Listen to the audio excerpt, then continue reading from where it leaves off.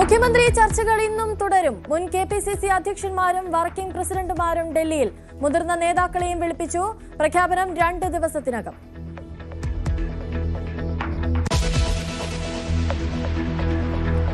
മൂന്ന് ദിവസത്തെ സിപിഎം നേതൃയോഗങ്ങൾക്ക് ഇന്ന് തുടക്കം. പ്രതിപക്ഷ നേതാവ് ആരാകുമെന്നതിൽ തീരുമാനമുണ്ടാകും. തെരഞ്ഞെടുപ്പിലെ തിരിച്ചടിയിൽ നിന്ന് കരകയറാൻ വഴികൾ തേടും. ഉപനേതാവെന്ന സിപിഐയുടെ ആവശ്യവും ചർച്ചയ്ക്ക്.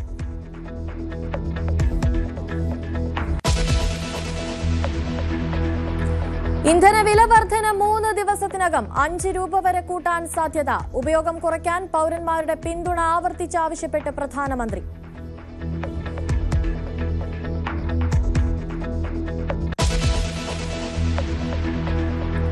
ടി.വി.കെ സർക്കാരിന് നിയമസഭയിൽ ഇന്ന് നിർണായകം. സ്പീക്കർ, ഡെപ്യൂട്ടി സ്പീക്കർ തെരഞ്ഞെടുപ്പ് ഇന്ന്. ജെ.സി.ഡി. പ്രഭാകർ ടി.വി.കെ സ്ഥാനാർത്ഥി. M Ravishankar deputy സ്പീക്കറാകും.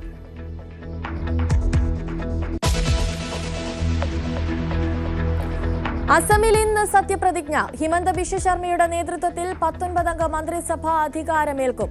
ഗുവാഹത്തിയിലെ veterinary college ഗ്രൗണ്ടിലെ ചടങ്ങിൽ പ്രമുഖരെത്തും.